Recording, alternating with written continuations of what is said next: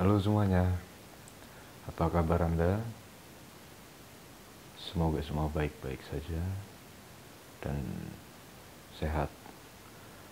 Oke, kita langsung saja tanya jawab ya. Masih seperti kemarin, saya bacakan pertanyaan yang masuk di email. Oke, selamat menikmati dan jangan lupa siapkan kopi Anda. Pertanyaan pertama, Assalamualaikum Mbah. Ya, Waalaikumsalam Mbak. Saya seorang muslim. Dari sudut pandang Mbah atau versi Mbah, fungsi dari puasa itu apa saja? Mohon penjelasannya dan terima kasih. Oke, fungsi dari puasa yang paling inti atau yang paling utama adalah untuk mengolah manusia agar bisa mengendalikan dirinya. Jadi itu inti, pengendalian diri. Pengendalian dari hawa nafsu, ya, nafsu ingin makan, minum, lawan jenis, uang, harta, tahta, ya dan sebagainya lah. Kesenangan, kesedihan, rasa takut, itu fungsi intinya dari situ. Jadi ketika Anda menerima hal yang buruk dalam hidup ataupun juga hal yang baik, Anda tidak perlu merespon berlebihan.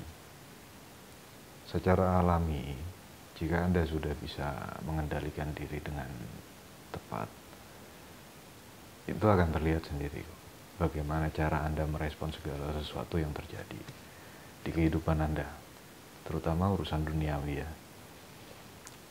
Itu. Nah, dari sisi lain, fungsi dari puasa itu sendiri untuk mengendalikan elemen energi, gitu. Elemen api, energi api yang ada di diri Anda.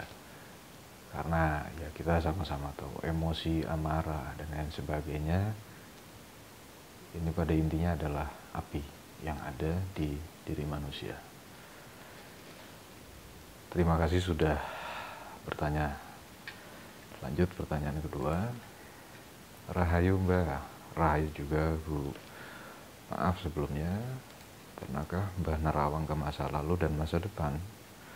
Barangkali boleh beri sedikit clue atau bocoran visual yang pernah Mbah dapatkan saat jelajah ke masa lalu dan juga ke masa depan. Saya ucapkan terima kasih Mbah. Baik, gini Bu, kalau nerawang secara disengaja dan juga yang tidak disengaja ya, ada beberapa, banyak sih sebetulnya, bukan beberapa, ada banyak yang sudah saya dapatkan visualnya, tapi di sini saya hanya akan berikan sedikit saja ya. Kayak gini. Nah, petunjuk atau visual yang saya dapat ini tidak murni selalu saya sengaja ingin nerawang ya. Karena ada juga pada saat meditasi tiba-tiba visualnya datang sendiri atau lewat mimpi saya pada saat saya tidur. Gini, saya pernah flashback ke masa lalu.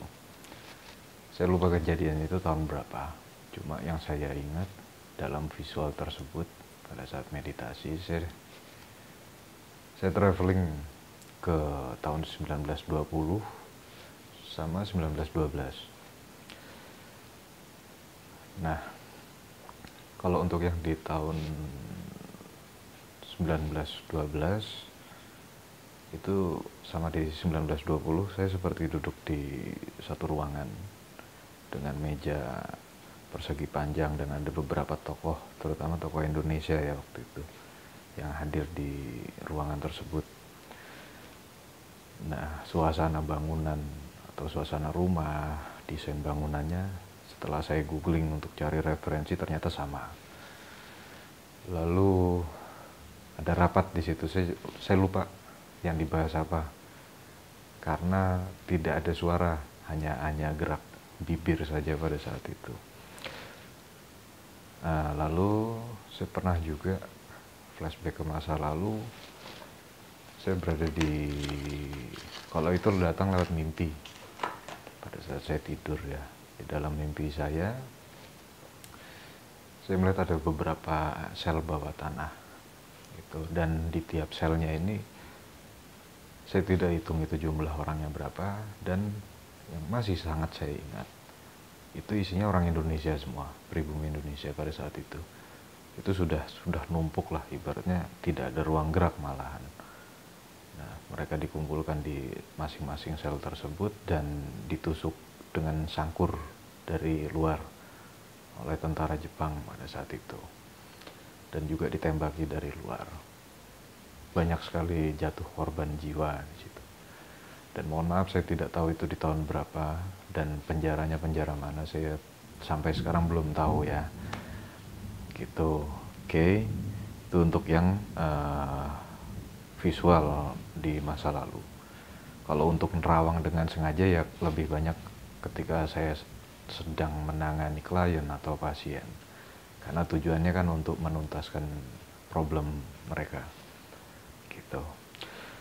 Next, untuk penerawangan ke masa depan, saya pernah ke tahun 2030 gitu, ke tahun 2030, karena itu saat meditasi tanpa sadar saya terbawa ke sana. Ada satu orang, saya tanya ke dia ini di tahun berapa, dia jawab ini di tahun 2030. Di situ saya melihat ya, bangunan-bangunan ini itu bukan di tanah atau di bumi ya, itu ada di atas awan ya, macam kayak gedung, rumah-rumah itu ada di atas awan. Lalu kendaraan-kendaraan yang ada di situ, yang saya lihat itu banyak sekali kendaraan yang memang bukan di darat ya, tapi memang di udara. Mondar mandirnya di udara, terus ada yang di darat tapi dia tidak napak di tanah gitu. Mungkin kalau di sekarang itu levitasi ya, teknologi levitasi itu sih kalau yang dipakai, lihat dari situ. Jadi betul-betul ngambang dia, tidak napak gitu. Jadi lebih ke teknologi teknologi listrik kayaknya maju sekali ya di visual yang saya dapat itu. Gitu. Itu sangat maju sekali. Terus, nah tapi di sini perlu diperhatikan. Saya harap Anda semua yang menonton ini jangan langsung percaya 100%, karena saya pun tidak bisa memastikan apakah ini tepat nanti akan terjadi di tahun 2030 gitu. Karena yang namanya penerawangan untuk tingkat akurasi ke masa depan tidak 100% akurat. Bisa jadi lebih cepat terjadinya atau lebih lambat. Gitu kurang lebihnya. Ya anggap saja ini sinyal dari saya untuk Anda semua mempersiapkan diri jika itu nanti terjadi ya. Sebisa mungkin kita beradaptasi lebih cepat lah dengan perkembangan zaman. Gitu. Oke, itu pertanyaan kedua sudah saya jawab semua. Sekarang lanjut pertanyaan ketiga. Mbah, beberapa waktu lalu sempat heboh soal pawang hujan yang dilibatkan saat acara MotoGP di Mandalika. Bagaimana persepsi atau pendapat Mbah soal reaksi orang-orang atas kejadian tersebut? Gini,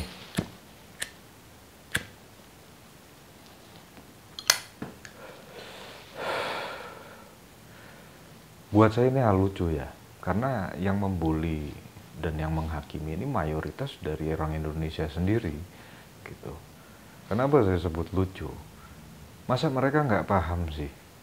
Kita itu udah dari zaman dulu ya, maksudnya sudah puluhan tahun yang lalu, bahkan sampai sekarang, jasa pawang hujan itu bukan hal yang tabu, bukan hal yang rahasia, bukan hal yang baru. Itu hal umum yang terjadi di Indonesia. Kalau Anda tidak percaya, coba lihat deh. Anda boleh tanya orang-orang yang pernah, misal mereka ada acara nikahan, ya kan, untuk mengkondisikan cuaca agar tamu datang ke lokasi ini bisa lancar, tidak terhambat hujan. Banyak yang pakai jasa pawang hujan, gitu. Jadi buat saya konyol kalau sampai apalagi acara di Mandalika kemarin ini kan tingkatnya kan internasional ya. Lalu pawang hujan ini dibully, atau mungkin penyelenggara MotoGP-nya juga dibully. Nggak perlu lah gitu. Dan kalian juga nggak harus tutup mata, karena ini memang fakta kok. Masih banyak di Indonesia yang pakai jasa pawang hujan gitu. Toh juga ini untuk kebaikan kan, untuk kelancaran acara tersebut. Kenapa gitu? Ya, lucu, akhirnya ada banyak sekali mereka yang menjudge atau yang membuli. Ini buat saya mereka pemikirannya dangkal. Udah dangkal pikiran, lebih mentingin egonya mereka. Nulis semaunya, komentar semaunya tanpa dulu dipikir. Gitu. Jadi, dan ini juga pesan buat saya. Cobalah kurangin kebiasaan membuli atau menjudge orang lain atau menghakimi orang lain. Ini kurangin deh. Kelihatan di situ Anda tidak berkualitas, gitu loh. Karena Anda membuli juga dasarnya dasar karena ego Anda sendiri. Ini komentar dari saya ya. Oke, lanjut ke pertanyaan keempat. Pak, bisakah ilmu supranatural dikombinasi? Misalnya ilmu supranatural dari Indonesia dikombinasi dengan ilmu supranatural dari negara lain. Wow, terima kasih. Saya nggak tahu ini siapa ya, laki atau perempuan. Ya Pak atau Bu, terima kasih. Ini pertanyaan cerdas bagi saya. Menurut saya dan dengan pembuktian saya sendiri, saya jawab sangat bisa. Ilmu supranatural sangat bisa dikombinasi, gitu. Jadi terserah mau dicampur dari mana ya. Karena apa? Karena saya sendiri lakukan hal tersebut, gitu. Ya tidak perlu juga saya sebutkan ya, mohon maaf karena ini sifatnya rahasia. Ada, saya mengkombinasi teknik dari Indo dengan teknik beberapa negara lain, gitu. Dan sudah ada hasilnya, sudah pernah saya coba juga. Nah, kalau ada praktisi supranatural lain yang mengkombinasi seperti ini, saya anggap beliau-beliau ini cerdas dan masuk kategori jenius. Karena jatuhnya ilmuwan, kita kan mengembangkan, meneliti lagi, dan menciptakan ilmu yang baru atau teknik yang baru. Dan ini saya anjurkan hanya dilakukan oleh yang sudah ahli, atau jam terbangnya sudah lumayan atau tinggi. Mohon maaf, bukan rasis ya, atau bukan membedakan. Karena ilmu supranatural ini juga bukan untuk adu ego atau dibilang wah, nggak itu juga sih. Kita juga harus pertimbangkan dampak buruknya pada saat eksperimen dan sebagainya. Nah, untuk apa ya, meminimalisir resiko yang buruk, gitu. Ya, perlu kehati-hatian juga, bukan asal atau bukan tergesa-gesa untuk meracik atau menciptakan sesuatu yang baru. Karena kita perlu uji coba. Terus jika terjadi kesalahan dan sebagainya, kita juga harus siap untuk antisipasi. Kita harus siap untuk merevisi atau koreksi, gitu loh, sampai ilmu tersebut betul-betul siap digunakan. Jadi nggak sembarangan dan tidak mudah ya. Untuk para pemula, saya pesankan jangan dulu coba-coba untuk meracik atau mengkombinasi ilmu dari beberapa daerah. Ya, jika Anda nekat, tanggung sendiri resikonya. Gitu kurang lebih ya. Semoga cukup jelas jawaban dari saya. Lanjut pertanyaan kelima, Mbah. Apa bedanya spiritual dengan supranatural menurut versi Mbah? Gini, spiritual itu bagi saya dan versi saya lebih ke urusan manusia ke Tuhan, komunikasi manusia ke Tuhan, komunikasi manusia ke alam semesta, lebih ke situ arahnya, lebih untuk kebutuhan batin, lebih ke kebutuhan jiwa gitu. Jadi ibaratnya kalau kita kan secara manusianya kita lapar, kita beli makanan lalu kita makan, setelah itu kenyang ya gitu. Nah spiritual ini kurang lebih seperti itu.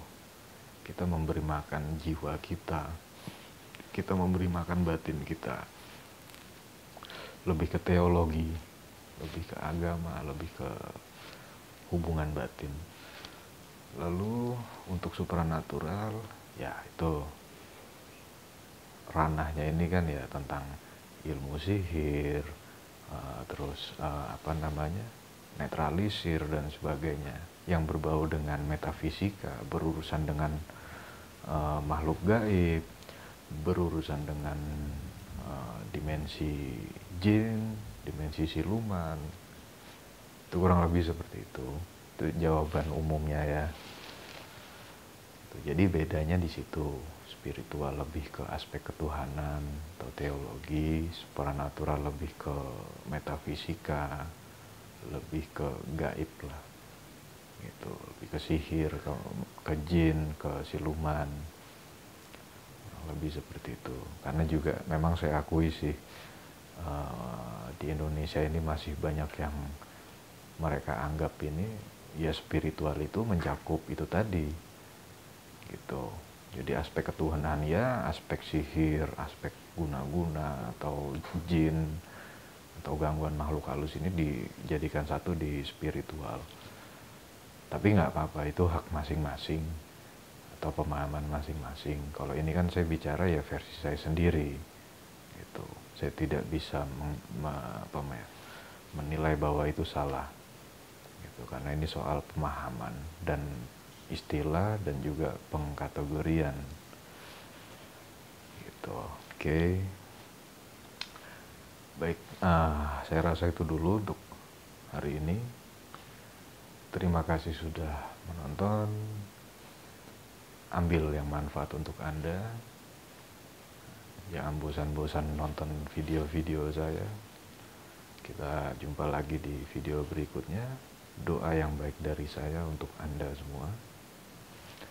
Terima kasih.